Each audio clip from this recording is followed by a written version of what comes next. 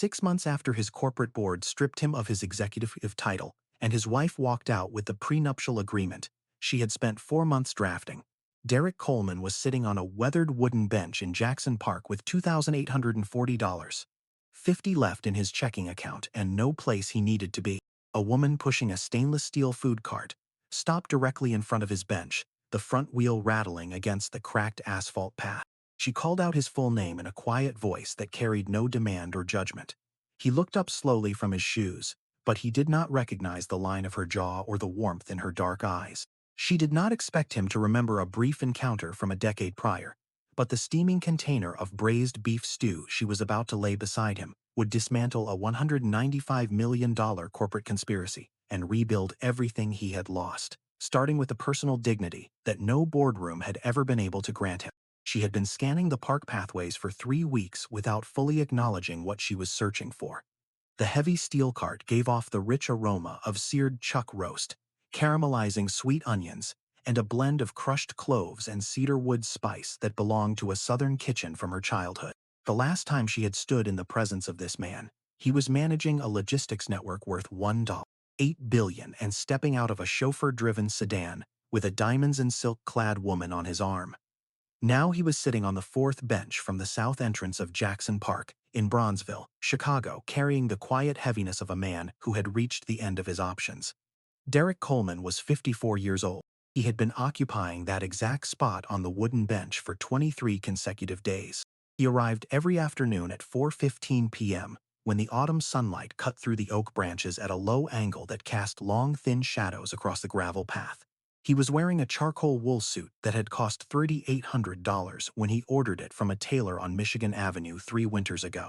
The lapels had lost their crisp edge, and the fabric was wrinkled around the elbows from long hours spent staring at the walls of a small room.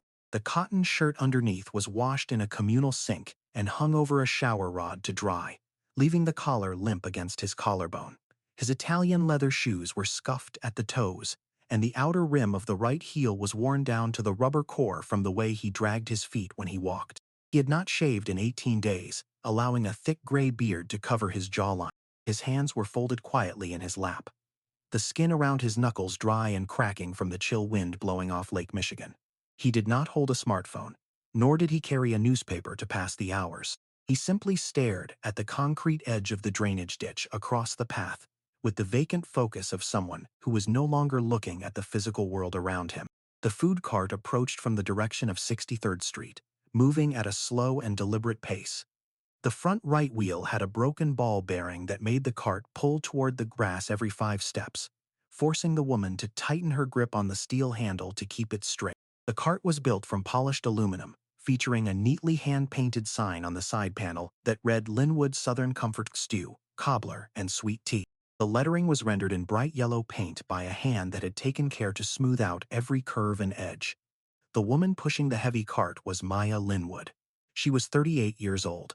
She wore a dark blue canvas apron over a faded flannel shirt, her hair wrapped tightly in a cotton scarf the color of toasted paprika. She had been operating this mobile food business along the edges of Jackson Park for 3 years and 2 months.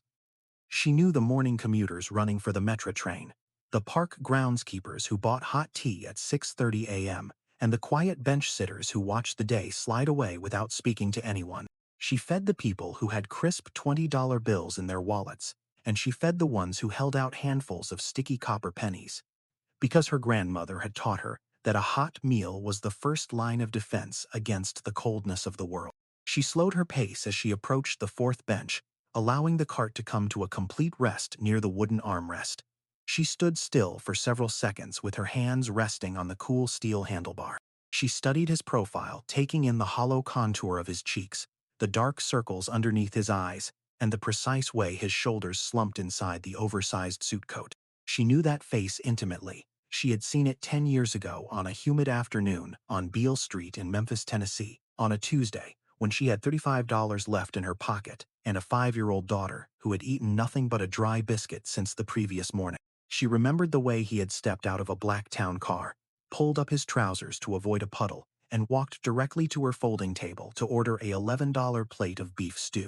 He had eaten the entire meal while standing right there on the sidewalk, chewing slowly, as if he were trying to identify every herb in the gravy. She said his name now, keeping her voice low so it would not startle the birds resting in the branches above them. It was not phrased as a question, nor was it delivered with dramatic flourish. She spoke his name the way a person speaks a familiar word after carrying it in silence for a decade. Derrick lifted his head, his eyes taking a moment to focus on her face. He did not recognize her. He had no memory of the small street setup in Memphis or the desperate young mother who had served him a paper plate of food 10 years earlier. To him, she was simply another vendor making her rounds before the sun dropped below the skyline. He had been one wealthy customer among hundreds on a busy southern street, but to her, he was the man who had altered the trajectory of her life with a handwritten note and a check for $16,500 that carried no interest rate or repayment demands. Maya pulled a heavy paper container from the insulated compartment of her cart, filled it with hot beef stew over rice, and sealed the lid tight. She set the container gently on the wooden bench right beside his hip. She did not offer a speech about better days ahead, nor did she ask him how a former chief executive had ended up on a park bench in Englewood. She simply placed the food where his hand could reach it and stepped back toward her cart. Derrick stared at the steam rising from the ventilation hole in the paper lid. He did not open it immediately, sitting beside the warm box with the cautious stillness of a man who was unsure if he still possessed the right to accept kindness. 10 years ago, when Maya Linwood was cooking on a portable two-burner stove in Memphis, she had reached the absolute edge of her endurance. Her rent was 3 weeks overdue. The landlord had threatened to change the deadbolts on Friday morning, and her daughter Brianna was sitting on a plastic crate behind the table, trying to draw pictures with a broken red crayon. Maya had spent $24 of her last $35 on stew meat, potatoes, onions, and a small tub of beef tallow. She knew that if she did not sell every portion in the pot before dusk, she would not have enough capital to purchase ingredients for the next day, and her daughter would go to sleep on an empty stomach once again. She had watched the Blacktown car pull up to the curb, expecting a city inspector or a meter maid coming to tell her to pack up her table. Instead, a tall man in a tailored dark suit stepped out, looked at her chalkboard menu, and ordered a single plate without asking about the price. He ate every bite in complete silence, wiped his mouth with a single paper napkin, and laid a $200 bill on the wooden table. When she tried to push the money back toward him, stating that $11 was the price, he pressed his palm flat over the bill and told her that good food made with honest intention was worth whatever a person could afford to pay for it. 3 days later, a cashier's check for $16,500 arrived in her mailbox from a legal firm in Chicago, accompanied by a note written on plain cream stationery that read, "Your cooking carries the memory of a home that cared for its people. Use this to put a roof over your kitchen." Maya had folded that paper note until it formed a small square, tucking it inside her grandmother's carved cedar saspas alongside a recipe written in pencil on the back of a 1984 church program. She carried that box through 10 years of hard work, through the floodwaters that wiped out her small physical store in Memphis in 2022, and through her eventual relocation to the south side of Chicago, where she rebuilt her life one street permit at a time. She had never forgotten his face or his gesture. She had constructed her entire working life around the discipline of not forgetting the man who had seen her value when the rest of the city saw only a sidewalk nuisance. Derrick Coleman had not grown up in boardrooms or country clubs. He was raised in a small two-bedroom row house on South Wabash Avenue in the Grand Boulevard neighborhood of Chicago. His father, Arthur Coleman, had worked 32 years as a diesel mechanic for the Chicago Transit Authority, coming home every evening at 6:30 p.m., with dark grease under his fingernails and the smell of exhaust embedded in his heavy canvas work coat. Arthur raised Derrick alone after Derrick's mother passed away from stomach cancer when the boy was 7 years old. Arthur never remarried, never took a sick day, and never complained about the cold winters spent crawling under city buses on concrete garage floors. Every Sunday night, Arthur sat with Derrick at the Formica kitchen table, laying out his blue pay stubs on one side and his household bills on the other. He would point his thick finger at the figures and explain that a man's character was measured by the space between what he earned through sweat and what he owed to other people. Derrick learned to balance an operating ledger before he entered high school. He attended the University of Illinois on a state grant, studying supply chain management and working 28 hours a week, loading freight trucks at a depot in Cicero to cover his textbooks and food. He founded Coleman Logistics from a single rented desk in a warehouse near the Sanitary and Ship Canal, starting with 2 used delivery vans and a contract to haul local produce. Over 22 years, he expanded the firm into a regional power with 420 commercial vehicles, 12 distribution hubs, and a workforce of 600 people, drawn largely from the same neighborhood streets where he had grown up. He married Victoria Sterling when he was 35. She was a corporate contract attorney, working for a firm in the Loop, sharp in her judgments, and deeply invested in the status that accompanied executive success. They were married in a quiet civil ceremony at City Hall, followed by a dinner with Arthur Coleman, who shook Victoria's hand politely and left early because he had an early shift at the Broke.The garage the next morning. Derrick failed to recognize the subtle boundary between a partner who respected the grit it took to build a company and a partner who was attached exclusively to the financial stature the company produced. By the time the distinction became undeniable, the cost of his oversight had claimed everything he owned. When his former chief financial officer, Julian Vance, executed a series of unauthorized credit maneuvers that tied Derrick's personal assets to defaulted real estate ventures in Manhattan, the legal architecture collapsed in a matter of weeks. Derrick was forced to watch his firm liquidating its assets, while his wife's legal team presented him with divorce papers that cited irreconcilable financial liabilities. The prenuptial agreement Victoria had drafted 18 years earlier protected her personal investments, her luxury condo unit on Lakeshore Drive, and the multimillion-dollar trust she had established for their son, Malachi. Derrick walked away from his life's work with one leather suitcase, a box of personal documents, and $2,840.50 in a secondary bank account that the corporate receivers had overlooked. He rented a small room on the 3rd floor of an old rooming house on 63rd Street in Englewood for $195 a week. The room contained a narrow twin bed with a thin mattress, a wooden dresser with a missing bottom drawer, and a single window that overlooked an alley where the elevated train passed every 9 minutes with a deep metallic groan. The bathroom was located at the end of the hall, shared among 6 tenants who rarely spoke to one another. Derrick spent his first 2 weeks in that room, staring at the water stains on the ceiling plaster, counting the minutes between each passing train because he had nothing else left to measure.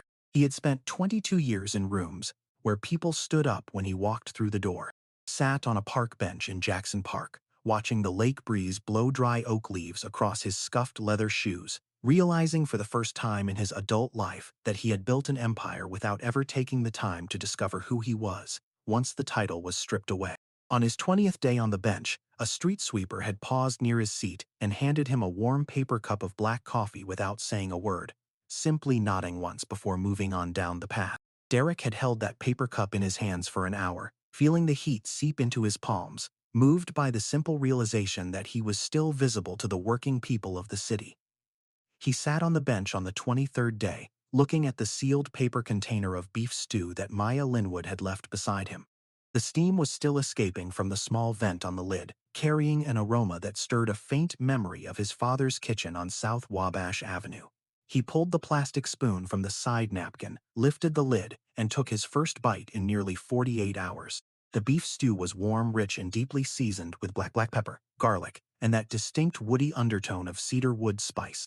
Derrick Coleman chewed slowly, holding the heavy paper container in his left hand, while the wind off Lake Michigan rustled the dry leaves around his ankles.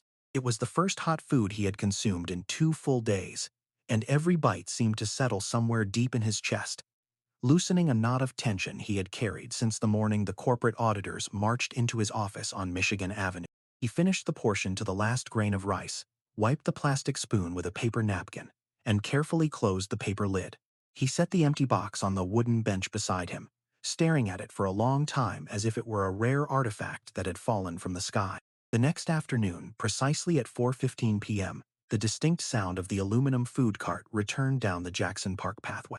The broken ball bearing in the right front wheel produced the same rhythmic clacking against the pavement, signaling Maya Linwood's approach long before her dark navy apron came into view. She stopped the cart at the exact same spot near the 4th bench, adjusted her red paprika scarf, and pulled a fresh paper container from the heated holding oven.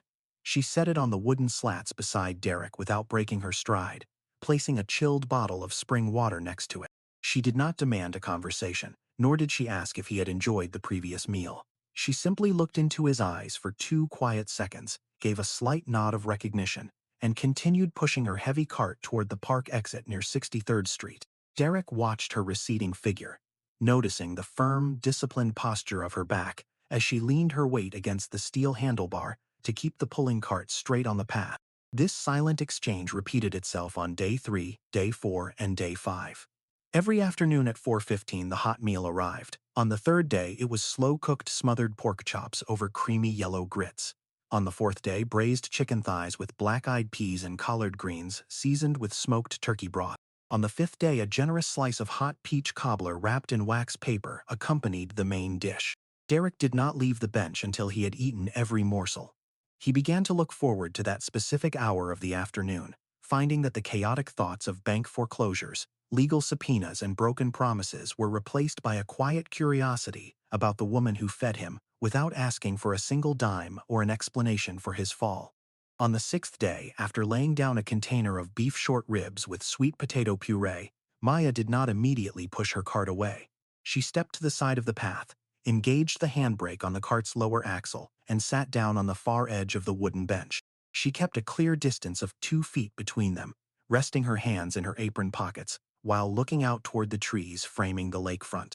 "You eat like a man who forgets that his body needs fuel to keep moving," she said softly, her voice carrying the warm, grounded cadence of the Mississippi Delta. Derrick looked down at the paper container resting in his lap. His fingers tightened around the plastic fork. "I haven't had much reason to care about keeping moving lately," he replied, his voice raspy from days of disuse. "When everything you built over 22 years is erased in 22 minutes, sitting still feels like the only honest thing left to do." Maya turned her head slightly, her dark eyes reflecting the fading amber light of the autumn sun. "A company can be erased on paper, Mr. Coleman. A man's worth isn't written on a balance sheet unless he lets the people who stole from him hold the pen." Derrick stiffened at the sound of his name, turning his head to look at her fully for the first time. "You know who I am." "I knew who you were 10 years ago on Ursuline's Avenue in Memphis," Maya said quietly, a faint smile touching the corners of her lips. "And I know who you are today on a park bench in Chicago. The clothes are a little looser, and the beard has more gray in it, but the eyes haven't changed at all." The mention of Memphis unlocked a door in Derrick's memory that had been shut beneath years of corporate acquisitions, logistics contracts, and high-stakes board meetings. 10 years ago, in the late summer of 2016, Derrick had traveled to Memphis, Tennessee, to negotiate a regional distribution agreement with a river freight firm. It was an exhausting 3-day trip filled with aggressive attorneys and stubborn port directors. On his final afternoon in the city, feeling suffocated by the air-conditioned conference rooms, he had instructed his driver to let him out near Beale Street so he could walk off his frustration before his flight back to Midway Airport. He had turned down a quiet side street in the historic Treme neighborhood, away from the tourist neon and jazz clubs, where the heat hung heavy in the air and smelled of river mud and old brickwork. There, standing beside a rickety folding table on a cracked sidewalk, was a young black woman in a faded cotton dress. Behind her, sitting on an overturned blue milk crate with a worn coloring book, was a little girl with braided hair tied in yellow ribbons. The table held a portable 2-burner propane stove, a heavy cast-iron Dutch oven, a stack of paper plates, and a handwritten sign painted on a piece of cardboard that read, "Linwood Family Stew, $11." Maya Linwood was 28 years old then, her face marked by a deep, quiet exhaustion that Derrick recognized instantly because he had seen that exact same look on his own father's face during the brutal Chicago transit strikes of 1994. Derrick had approached the table simply intending to stretch his legs, but the aroma rising from the Dutch oven caught him off guard. It was the rich, complex scent of beef marrow, slow-roasted onions, and a dry, aromatic woodiness that took him straight back to his childhood kitchen on South Wabash Avenue, where his father used to simmer soup bones on cold Sunday afternoons. He ordered a plate. Maya served it with a steady hand, though he noticed the slight tremor in her wrist as she handed him the paper bowl. He stood right there on the dusty curb under the blazing Mississippi sun and took his first bite. The flavor was extraordinary, deep, comforting, and prepared with an uncompromising level of care that no commercial restaurant could ever replicate. He ate the entire portion standing up, watching the young mother out of the corner of his eye. He noticed that she kept looking toward the end of the block with anxious eyes, and he saw that the small tin cup where customers dropped their cash contained only two crumpled $1 bills and a silver quarter. When he finished, he reached into his breast pocket, pulled out his leather wallet, and laid a crisp $200 bill on the folding table. Maya had immediately shaken her head, her jaw tightening with fierce personal pride. She pushed the bill back toward him across the wooden table, stating firmly that the stew was $11, and she did not accept handouts or charity from strangers passing through her neighborhood. Derrick had not argued. Instead, he placed his large, heavy palm flat over the $200 bill, looking directly into her eyes without a trace of condescension or pity. "This isn't charity, miss," he had told her in a low, even tone. "I've eaten in restaurants across this country that charge $100 a plate, and none of them served food made with this much heart. You aren't charging enough for what you're giving people. Keep the change and buy your daughter something sweet." He had walked away before she could respond, getting into his waiting town car at the corner. But the image of the young mother and her child on that dusty sidewalk stayed with him throughout his flight back to Chicago.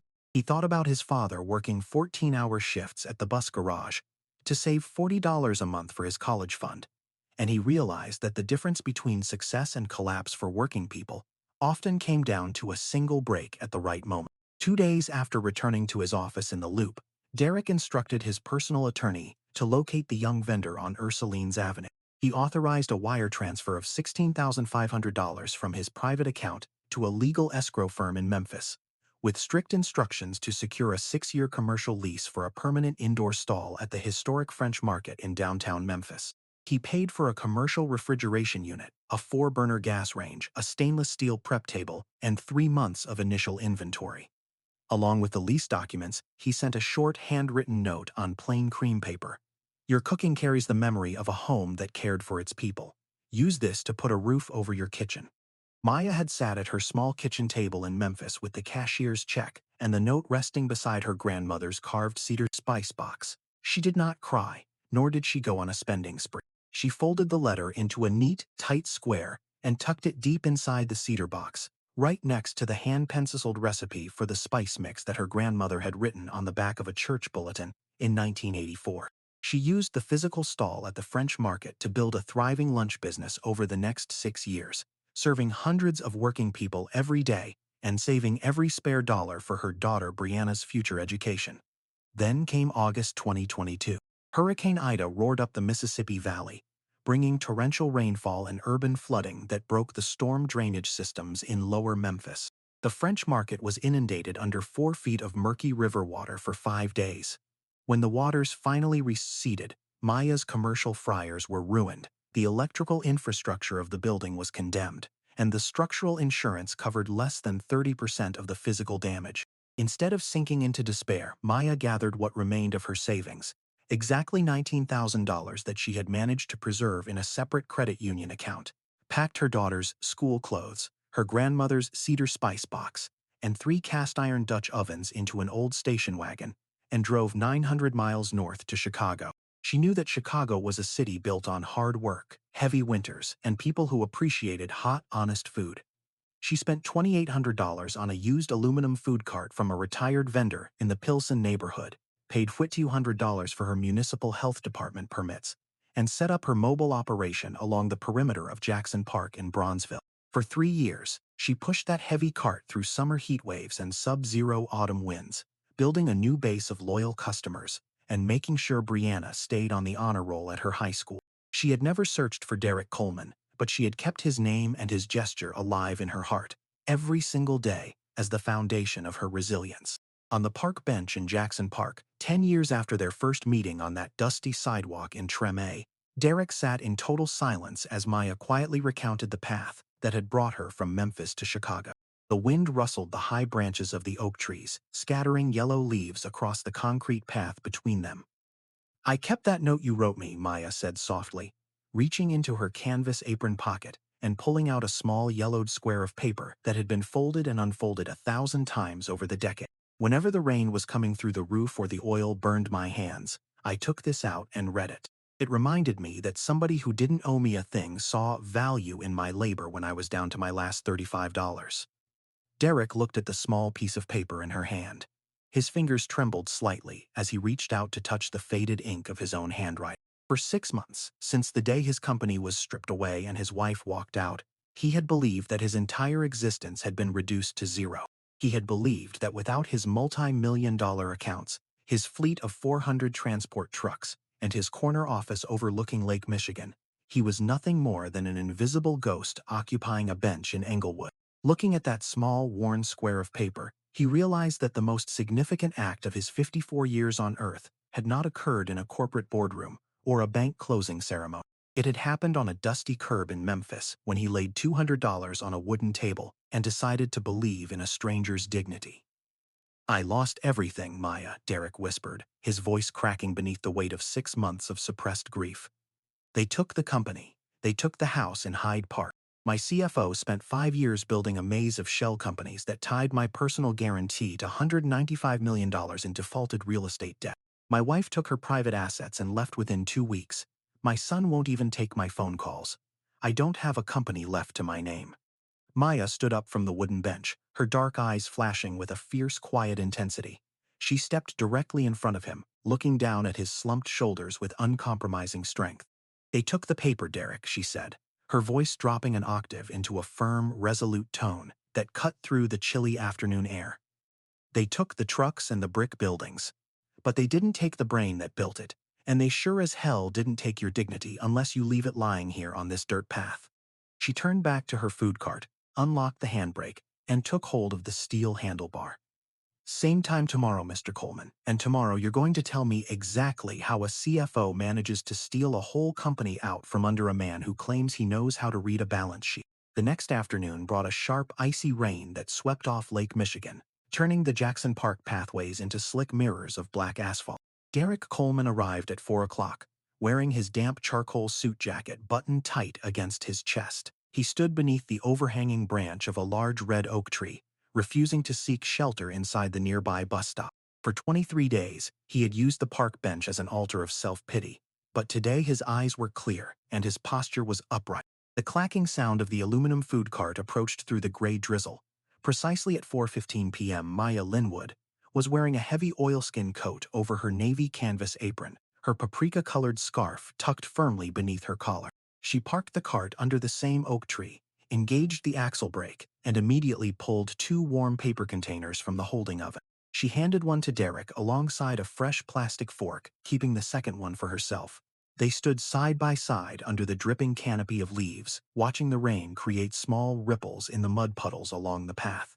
"You promised an explanation," Maya said, taking a small bite of hot cornbread dipped in stew broth. "A man doesn't build 600 jobs from 2 delivery vans by being careless. So, tell me how Julian Vance managed to put a collar around your neck." Derrick took a slow breath, the warm steam from his food rising between them like a mist. "It started 4 years ago," he began, his voice steady and analytical, returning to the precise tone he had once used in executive boardrooms. "Coleman Logistics was expanding rapidly across 4 Midwestern states. We were acquiring regional warehouses in Milwaukee, Indianapolis, and St. Louis. I needed someone who could manage complex capital structures, handle line of credit allocations, and deal with federal compliance regulations, while I focused on fleet management, driver safety, and community hiring initiatives. Julian Vance came to me with 15 years of experience at a major investment firm in the Loop. He understood capital markets the way a master carpenter understands timber." Derrick paused, chewing his food thoughtfully before continuing. "Julian was meticulous. For the first 2 years, every balance sheet was clean, every tax filing was submitted early, and every audit returned without a single discrepancy. I trusted him completely. That was my fundamental mistake. I relied on 10 years of flawless performance and stopped inspecting the fine print on the credit agreements." "What did he do with that trust?" Maya asked quietly, her eyes fixed on the gray horizon of the lake. "He created a shadow company structure," Derrick explained, gesturing with his fork in the air to illustrate the layout. "In early 2022, Julian began establishing a network of limited liability companies registered in Delaware under names that closely mirrored our legitimate expansion projects. Names like Midwest Gateway Logistics, Great Lakes Supply Hub, and Chicago Urban Distribution LLC. On paper, these entities were supposed to acquire commercial real estate for our new regional distribution centers. In reality, they were hollow shell corporations with single post office boxes in Wilmington. He was moving your operating money into those shell accounts, Maya said, her voice dropping into a flat, understanding cadence. Worse than that, Derrick replied, a dark shadow passing over his eyes. He used Coleman Logistics' primary corporate credit lines to secure $195 million in high-interest private commercial loans from offshore investment syndicates. He directed those funds into speculative luxury real estate developments in Manhattan and Miami, developments that had zero connection to transportation or freight. And buried deep inside the 70-page loan covenants were cross-collateralization clauses and personal indemnity guarantees that linked my personal name, my equity stock, my private bank accounts, and my real estate holdings directly to the debt. And you signed those guarantee papers? Maya asked, turning her head to look at him directly. Derrick closed his eyes for a second, the painful memory returning with razor sharpness.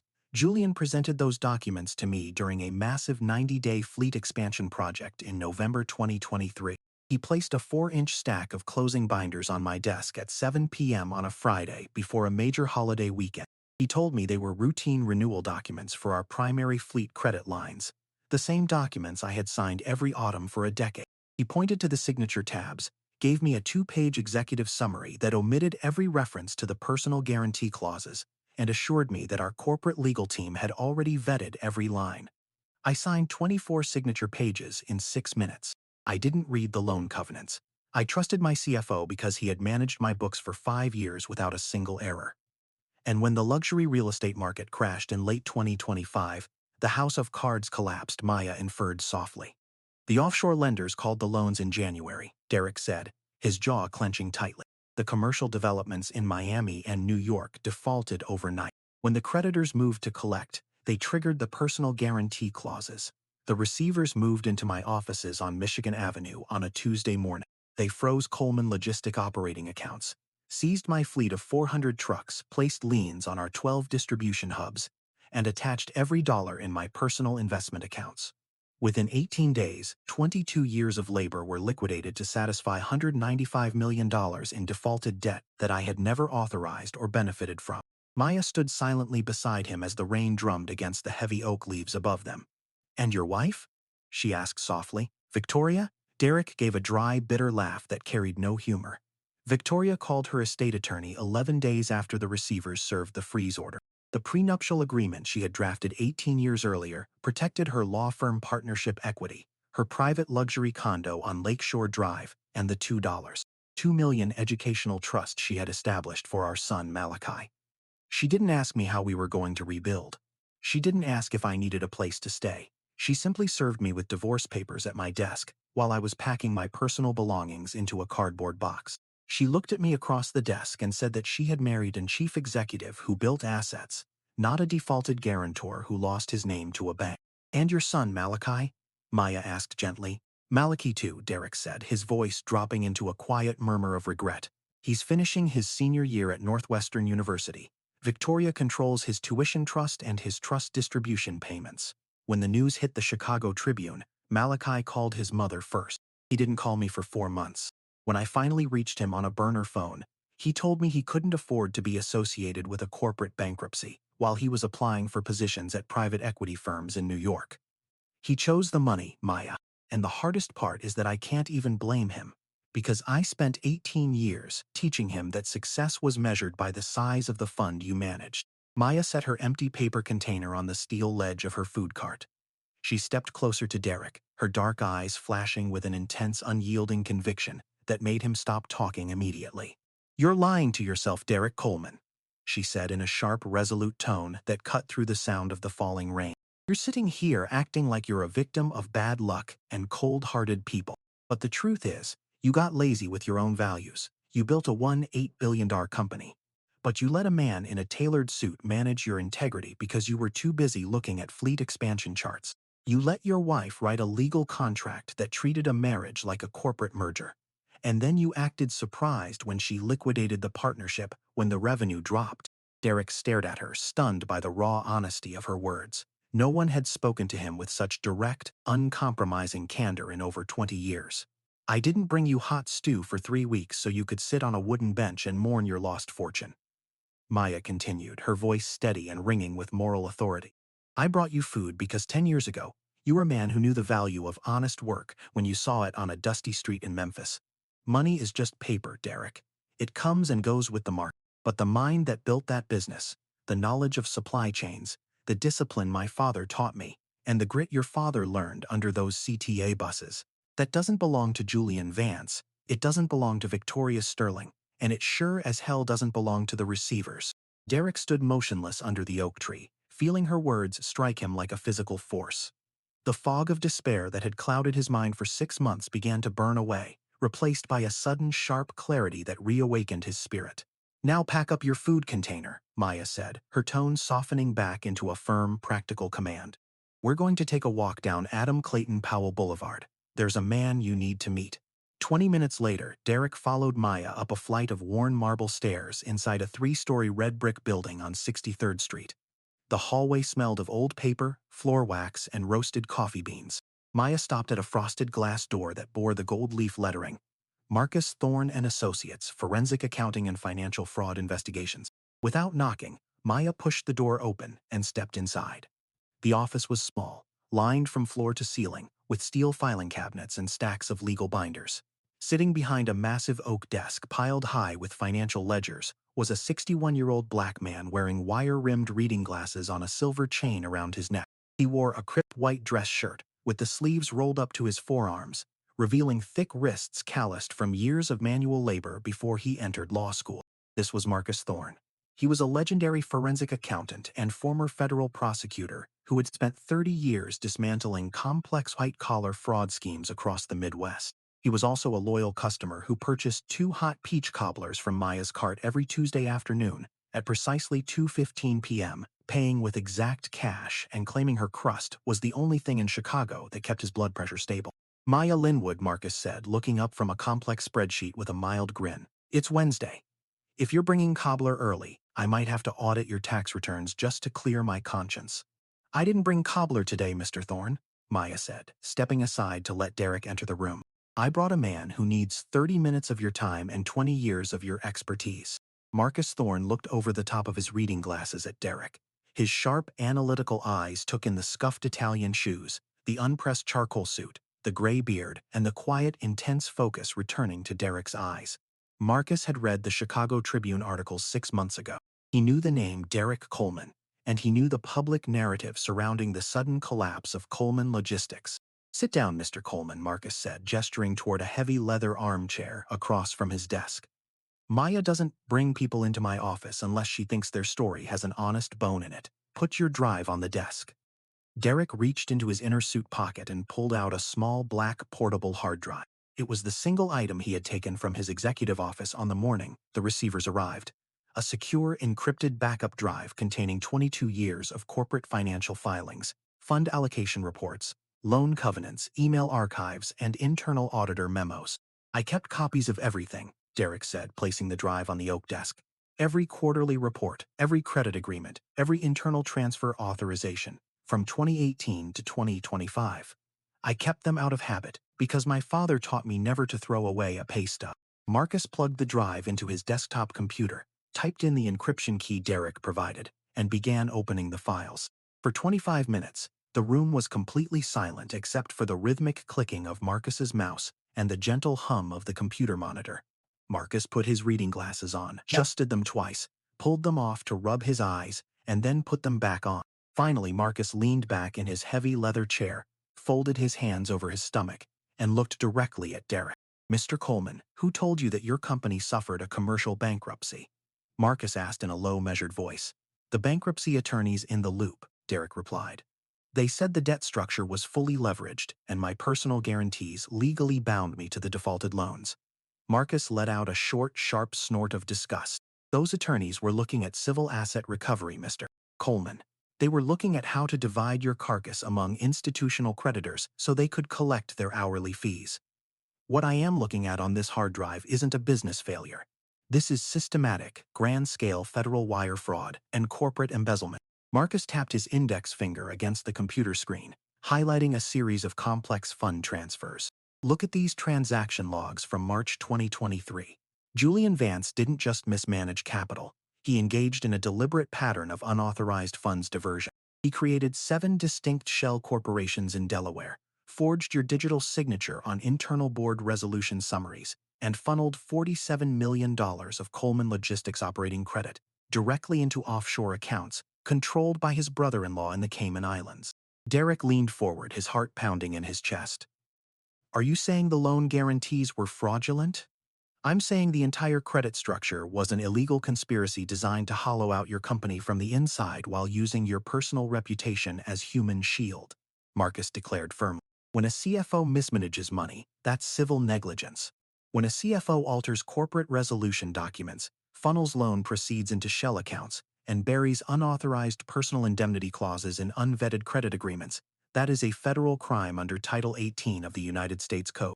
The difference between the two isn't a civil lawsuit, Mr. Coleman. The difference is 20 years in a federal penitentiary. Marcus leaned across his desk, looking at Derrick with fierce professional intensity. The civil attorneys told you that you were broke because you owed money to banks. I'm telling you that you are the primary victim of a $195 million criminal enterprise. And if you give me permission to deliver this hard drive to the United States Attorney's Office for the Northern District of Illinois tomorrow morning, we aren't going to be discussing bankruptcy anymore. We are going to be discussing federal indictments. Derrick sat back in the leather chair, staring at the financial records glowing on the monitor screen. For 6 months, he had carried the crushing weight of guilt, believing that his own stupidity and oversight had destroyed his life's work, ruined 600 jobs, and humiliated his family. Now, looking at the clear, undeniable proof of Julian Vance's criminal deception, the heavy chains of shame slipped from his shoulders. He turned his head to look at Maya, who was standing quietly near the frosted glass door, with her canvas apron tucked under her arm. A quiet, knowing smile touched her lips as she gave him a single definitive nod. "Do it, Mr. Thorne," Derrick said, his voice ringing with a newfound power and authority that had been absent for 6 long months. "Hand the drive to the U.S. Attorney. It's time to bring the truth into the light." On the following Monday morning, at 4:30 a.m., when the wind blowing off Lake Michigan was so cold it froze the puddles along 63rd Street, Derrick Coleman stepped out of the rooming house in Englewood. He was no longer wearing the wrinkled charcoal wool suit. He wore a heavy canvas work jacket, dark blue denim jeans, and a pair of sturdy steel-toed work boots that Marcus Thorne had purchased for him from a hardware store on Western Avenue. Derrick walked 8 blocks through the dark, quiet streets of South Chicago to the small rented prep kitchen where Maya Linwood stored her supplies. When he opened the metal door, Maya was already standing over a large stainless steel work table, her paprika-colored scarf wrapped tightly around her head. A 50-pound sack of onions, 3 crates of fresh chuck roast, and 2 20-gallon tubs of beef tallow rested on the concrete floor beside her. She looked up as Derrick entered, eyeing his canvas jacket and steel-toed boots with a quiet, approving nod. She did not hand him a clipboard or ask him to review an operating strategy. She pointed directly to a heavy wooden cutting board and handed him a broad chef's knife. 400 pounds of beef chuck roast need to be trimmed of excess fat, seasoned with coarse salt, and cubed into 2-inch pieces before 6 o'clock, Maya said, her voice crisp and efficient in the early morning chill. And then we have 60 pounds of sweet onions to peel and dice. Derrick did not hesitate. He hung his canvas coat on a wall hook, rolled his flannel-cut sleeves up to his elbows, washed his hands at the commercial sink, and took his position at the cutting board. He had spent 22 years signing operational memos and reviewing supply chain metrics from a corner office on Michigan Avenue, but he had not performed physical labor with his hands since his teenage years helping his father repair CTA buses on Wabash Avenue. By 7 o'clock, his wrists were aching, his knuckles were stained with red meat juice, and his eyes were watering from chopping 60 pounds of onions. But as he watched the thick cuts of beef searing in Maya's massive cast-iron pots, filling the cold prep kitchen with the rich aroma of garlic, cloves, and cedarwood spice, a profound sense of peace washed over him. There were no abstract financial derivatives or leveraged lines of credit between his physical effort and the final product. Every step was direct, real, and undeniable. At 8:30, they loaded the heavy steel food cart into the back of a small cargo van, drove to Jackson Park, and set up their station along the pathway. Derrick took over the physical duty of pushing the cart, his broad shoulders easily keeping the pulling wheel straight against the pavement. He stood beside Maya on the sidewalk for 10 hours, helping her ladle hot stew, package fresh peach cobblers, hand collect cash from commuters, construction workers, and park visitors. He managed the cash drawer with the exact flawless precision he had once used to balance corporate ledgers, ensuring that every quarter was accounted for, and every customer received their change with a respectful thank you. When a young mother holding a crying toddler realized she was 75 cents short for a container of warm broth, Derrick simply smiled, pushed her coins back across the stainless steel counter, and handed her the container alongside 2 warm cornbread rolls. Standing on his feet on the cold concrete for 12 hours straight left Derrick's knees stiff and his back sore. But when he sat down on his narrow bed in the Englewood rooming house that evening, he felt a clean, deep satisfaction that no corporate dividend check had ever granted him. He was earning his bread through the sweat of his brow, standing beside a woman of absolute integrity, and slowly reclaiming his identity as a working man. While Derrick was learning to chop onions and push a food cart, the legal wheels set in motion by Marcus Thorne were turning with devastating speed. The encrypted hard drive Derrick had provided contained an ironclad paper trail that unlocked 5 years of hidden financial fraud. The United States Attorney for the Northern District of Illinois, working alongside a special forensic auditing team from the Securities and Exchange Commission, opened a formal criminal investigation into Julian Vance and his network of shell companies. 72 hours after Marcus Thorne submitted the initial filing, federal agents executed a series of search warrants at Julian Vance's penthouse apartment in Gold Coast and his private offices in the Loop. They seized 42 private bank accounts, froze real estate holdings across 3 states, and discovered that Julian had purchased a one-way first-class ticket to Dubai, scheduled for the following evening. On a foggy Wednesday morning at 6:15 a.m., federal marshals intercepted Julian Vance at O'Hare International Airport while he was attempting to board an international flight. He was wearing an Italian cashmere suit, carrying 2 leather duffel bags stuffed with $420,000 in foreign currency and offshore bearer bonds. The airport cameras captured the moment. The federal agent snapped heavy steel handcuffs around his wrists, leading him through the departure terminal in full view of hundreds of traveling executives. The Chicago Tribune published the photograph on its front page the following morning under a bold headline: Former Coleman Logistics CFO arrested at O'Hare in 195M wire fraud scheme. The federal investigation did not stop with Julian Vance. As the forensic auditors unraveled the network of shell corporations, they discovered a secondary trail that led directly to Victoria Sterling. 4 years prior to the corporate collapse, Victoria had utilized her legal position at her Loop law firm to establish a private offshore trust in the Bahamas, managed directly by Julian Vance. The trust held $3.8 million in funds that had been illegally diverted from Coleman Logistics operating credit lines, the same credit lines that had been used to trigger the personal guarantee clauses against Derrick. The connection was not proof that Victoria had planned the grand fraud alongside Julian, but it established beyond a shadow of a doubt that she had accepted millions of dollars in stolen corporate capital to secure her own wealth while knowing her husband's assets were being exposed to catastrophic liability. The federal receivers immediately filed an emergency motion to freeze the Bahamian trust, along with Victoria's luxury condo on Lakeshore Drive and her personal investment portfolios. 6 days after Julian Vance's arrest, the senior partners at Whitfield, Sterling and Vance, called Victoria into an emergency board meeting. They did not offer her a chair or an opportunity to explain. They handed her a formal termination letter, citing severe ethical violations and gross reputational damage to the firm. The Illinois State Bar Association suspended her license to practice law pending the outcome of the federal criminal proceedings. Victoria returned to her 3-bedroom luxury condominium on Lakeshore Drive to find her name removed from the firm's website and her professional phone line disconnected. For 18 years, she had hosted an exclusive monthly dinner party for 12 prominent women in Chicago's legal and political circles. The dinner was scheduled for the Saturday evening following her suspension. She had ordered imported white lilies, hired a high-end catering team, and set her formal dining table with silver cutlery and crystal stemware for 12 guests. Not a single person arrived. From 7 o'clock until 9 o'clock, Victoria sat alone at the head of her long mahogany dining table, surrounded by 12 empty chairs and the quiet hum of the lake wind pressing against her floor-to-ceiling windows. No one called to cancel, no one sent an apology, and no one texted to check on her well-being.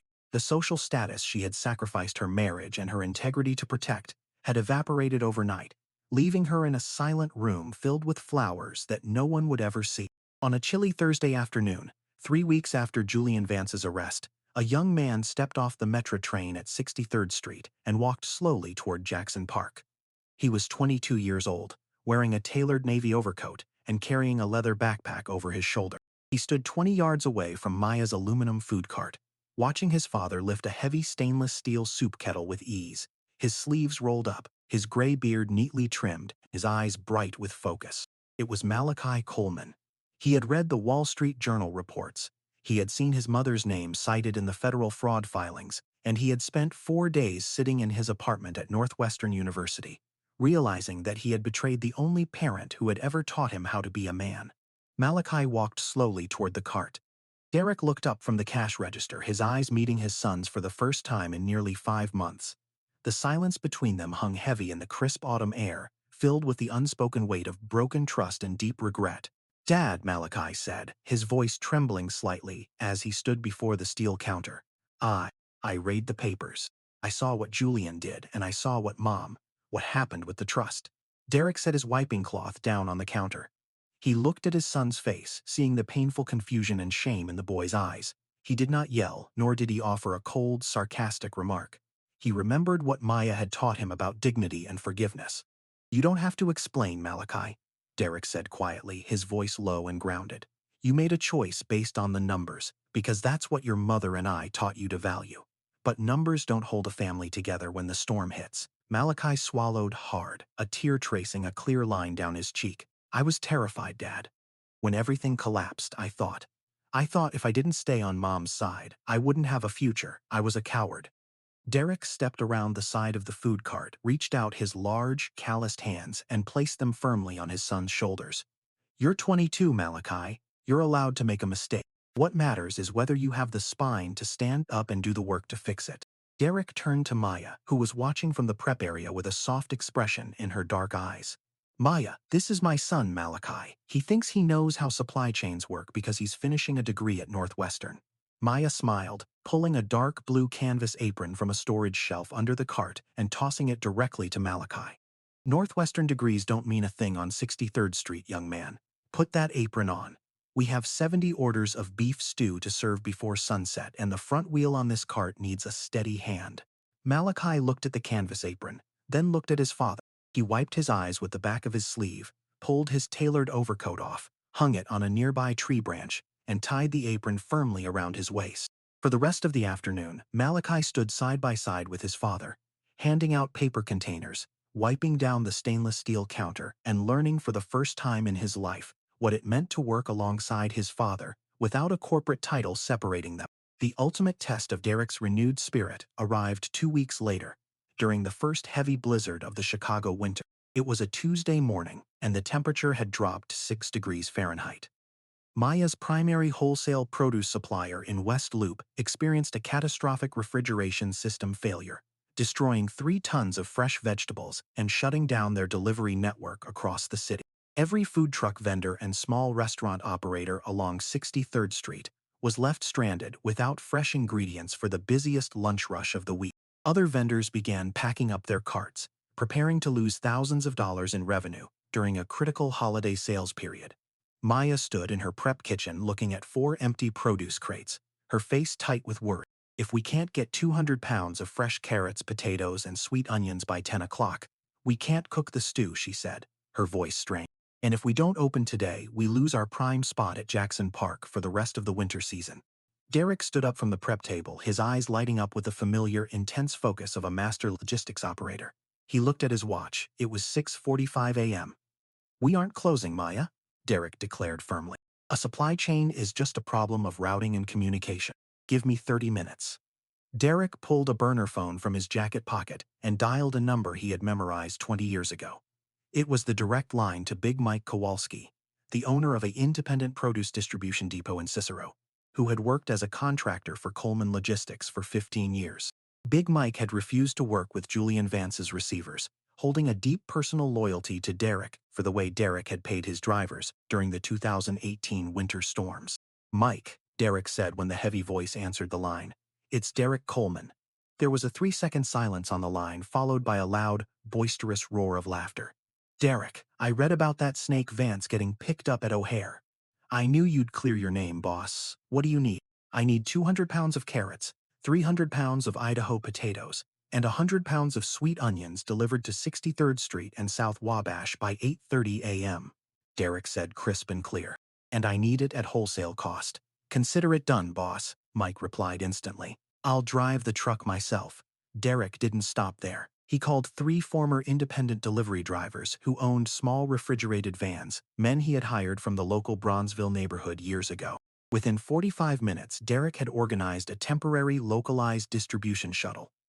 He secured enough fresh produce not only for Maya's cart, but for 7 other small black-owned food vendors along the 63rd Street corridor, who were facing total shutdown due to the wholesale crisis. By 9:15 a.m., Big Mike's refrigerated truck pulled up to the curb on 63rd Street. Derrick, Malachi, and the local vendors unloaded the crates in 30 minutes, laughing and shouting through the swirling snow. While other corporate food chains across the city struggled with supply delays, Maya's stove was roaring. Her cast iron pots were simmering and the rich, comforting scent of beef stew was wafting through Jackson Park by 11 o'clock.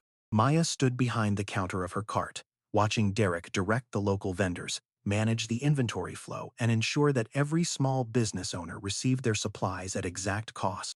She saw a man who had not merely recovered his confidence, but who had transformed his 22 years of high-level logistics expertise into a direct tool for the survival and elevation of his community.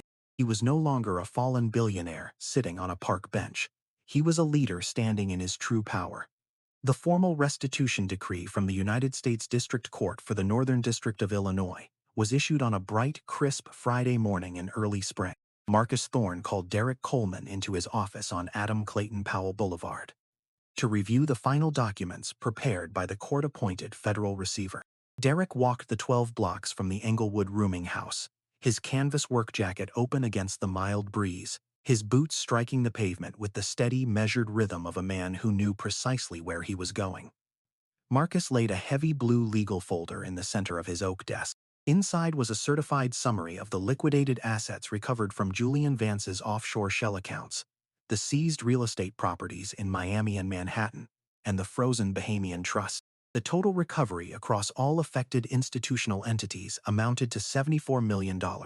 Based on Derrick's documented status as the primary victim of personal guarantee fraud and unauthorized credit diversion, the federal receiver authorized a direct restitution payout to Derrick Coleman in the amount of $19.5 million. Marcus pushed his reading glasses up his nose and looked over the top of the frames. $19.5 million, Derrick, Marcus said, his voice carrying a quiet warmth. It's not 1.8 billion moners, and it's not the 400 trucks you used to manage across the Midwest. But it is clean money. It carries no bank liens, no personal guarantees, and no corporate debt attached to it. It's a complete financial restoration. Derrick sat quietly in the leather armchair, looking at the figure printed on the federal court order. 3 months earlier, sitting on a park bench in Jackson Park with $2,840.50 in his bank account, he would have viewed $19.5 million as a tool to reclaim his former corporate status, to rent a new executive suite in the Loop, hire a public relations firm, and attempt to rebuild Coleman Logistics to prove his doubters wrong. But as he sat in Marcus Thorne's office, feeling the physical memory of chopped onions, hot steam, and 12-hour shifts on the sidewalk alongside Maya Linwood, he realized he was no longer the same man who needed his name printed on corporate building directories. He had learned that a man's true stature was not measured by the square footage of his office or the size of his commercial fleet, but by the direct, tangible good he could deliver to the people standing on the sidewalk beside him. "How much capital do I need to purchase commercial real estate in Bronzeville, Mr. Thorne?" Derrick asked, leaning forward with a sharp, focused expression. Marcus tilted his head, a slow smile spreading across his face. "What kind of property are you looking at, Derrick?" Derrick explained his vision. He had spent 3 weeks analyzing the structural limitations faced by small food vendors in South Chicago. He knew that thousands of talented culinary entrepreneurs, women like Maya who carried generational recipes and exceptional discipline, were held back from commercial expansion by astronomical commercial kitchen rents, predatory equipment leases, and a complete lack of supply chain infrastructure. They were operating on margins that would force a corporate analyst to forfeit, simply because they had no access to shared storage, wholesale purchasing power, or professional accounting support. 4 days later, Derrick made an all-cash offer of $1.35 million on a 3-story, 10,000 square foot former agricultural equipment warehouse on Frederick Douglass Boulevard in the heart of Bronzeville. The building had stood vacant for 4 years, its brick facade weathered by Chicago winters, its interior offering vast open bays, high ceilings, and structural integrity, built during the industrial boom of the 1950s. The commercial real estate firm holding the deed accepted the offer within 48 hours. Derrick did not hire a corporate construction conglomerate from the Loop to design the space. He retained an independent black-owned architectural firm based on 63rd Street, led by a talented woman named Gail Okafor, who had lived in Bronzeville for 34 years and understood the precise needs of the community. Together, they designed the Linwood Coleman Culinary and Logistics Hub. The ground floor was designed as an open-format food hall featuring 16 independent vendor stalls, fully equipped with commercial ventilation hoods, gas lines, and stainless steel prep counters. The second floor was transformed into a state-of-the-art shared commercial kitchen and cold storage facility, equipped with industrial walk-in freezers, commercial fryers, and prep stations available at low fixed hourly rates for local food cart vendors who could not afford private physical facilities. The third floor housed a business incubation center, offering free mentorship in financial literacy, tax compliance, supply chain logistics, and microloan preparation for small business owners who had never held a commercial bank account in their business name. On a warm Tuesday evening in May, 2 weeks before the official opening, Derrick sat with Maya at her small kitchen table in her Bronzeville apartment. The night air blew through the open window, carrying the faint sound of traffic from the Dan Ryan Expressway. Derrick unrolled the final architectural blueprints across the table, laying them flat between the salt shaker and a wooden napkin holder. Maya leaned over the blue paper, her dark eyes following the detailed floor plans, the vendor stall layouts, and the large, bold lettering rendered across the top header of the title block. She froze, her hand hovering over the paper as she read the printed name out loud. The Linwood Coleman Culinary and Logistics Hub. She looked up at Derrick, her expression filled with quiet astonishment. You put my name first, Derrick. Your food put me back on my feet, Maya, Derrick said softly, looking at her with profound respect. Your name goes first. Linwood Coleman. Not Coleman Linwood. You were the one who walked down that path in Jackson Park with a hot meal when everyone else had written me off. You showed up with integrity and work ethic when I was sitting in the dirt. Her name goes first because she earned it. Maya looked back down at the blueprint. She laid her palm flat over her name on the paper, making the exact same grounded gesture Derrick had made over the $200 bill on the dusty sidewalk in Memphis 10 years earlier. The same hand, a different decade, a different city, but the exact same unbreakable truth. Derrick allocated $500,000 of his remaining capital to establish the Maya Linwood Educational Trust, a permanent scholarship fund designed to cover full tuition, books, and living expenses for 4 children of mobile food vendors in South Chicago attending public universities in Illinois every year. The first scholarship acceptance letter was delivered to Maya's apartment on a Thursday afternoon. It was an official admission letter from the University of Chicago, offering Brianna Linwood full admission into their pre-medical biological sciences program. Brianna read the letter aloud at the kitchen table, her voice trembling with joy, while Maya stood beside her with tears glistening on her cheeks. The letter sat on the table right next to her grandmother's carved cedar spice box, the church bulletin recipe from 1984, and the worn piece of paper Derrick had written 10 years prior. On opening day, the sun rose clear over Bronzeville, painting the brick facade of the Linwood Coleman Hub in warm amber tones. By 10 o'clock in the morning, the ground floor was packed with hundreds of local residents, community leaders, construction workers, and families. The air was rich with the incredible aromas of slow-braised beef, fried chicken, roasted peppers, sweet peach cobblers, and fresh spices. 16 local vendors were operating from their stalls, serving endless lines of smiling customers, their children running between the communal tables with glasses of sweet tea. Malachi Coleman stood inside stall number 1, the primary station dedicated to Linwood Southern Comfort stew. He wore a crisp white chef's apron over a simple dark shirt, his sleeves rolled up to his forearms, a pair of heavy stainless steel tongs in his hand. He was dipping tender cuts of beef into simmering cast iron kettles, plating orders with swift, disciplined movements, and thanking every customer with a genuine warm smile. He had officially declined a junior analyst offer at a private equity firm in Manhattan, choosing instead to manage the operational supply chain logistics for the Linwood Coleman Hub while completing his business degree at Northwestern. He had found something in that shared kitchen that no Wall Street spreadsheet could ever provide. A direct connection to his father, a sense of real purpose, and a pride rooted in honest labor. At 12 o'clock, a young man wearing a business suit stepped through the glass entrance doors of the hub. He stood quietly on the polished concrete floor, watching the bustling crowd, the laughing vendors, and the bold bronze lettering mounted on the main interior wall. The Linwood Coleman Culinary and Logistics Hub. Derrick stepped out of the second-floor prep kitchen, wearing a dark blue work shirt with his sleeves rolled up, carrying a heavy tray of fresh cornbread. He stopped when he saw the young man standing near the entrance. It was not a customer or a local vendor. It was a former associate from his corporate life on Michigan Avenue. A man who had stopped, returning Derrick's calls the week the receivers arrived. The young man walked over to Derrick, looking at the vibrant, thriving community center around them, then looking at Derrick's clear eyes and grounded posture. "Derrick," the man said, hesitation in his voice. "I saw the news about Julian Vance. I saw the restitution order. Are you? Are you planning to relaunch Coleman Logistics? We could secure credit lines for 300 trucks by next month." Derrick looked at his former associate for 3 quiet seconds.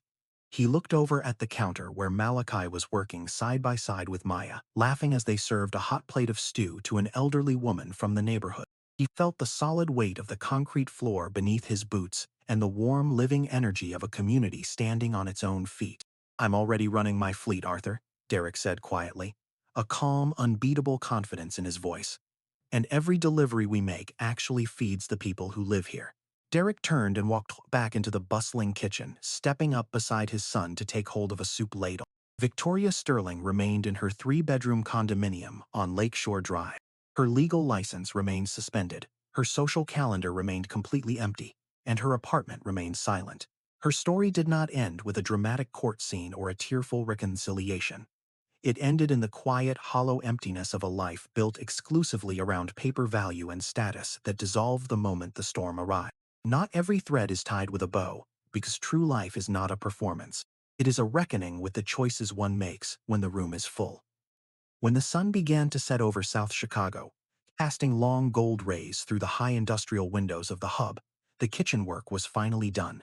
The vendors were wiping down their stainless steel counters, sweeping the floors, and locking their cash registers. Derrick, Maya, and Malachi stepped out onto the sidewalk on Frederick Douglass Boulevard. The night air was cool, and the bright neon sign above the entrance glowed against the dark brickwork. "Linwood Coleman." They walked together toward the 63rd Street Metro station, their boots clicking steadily against the pavement. They did not speak about millions of dollars, corporate titles, or lost assets. They walked side by side in a quiet, comfortable silence. The silence of working people who had faced the storm, held fast to their dignity, and built something that would endure long after the paper was gone.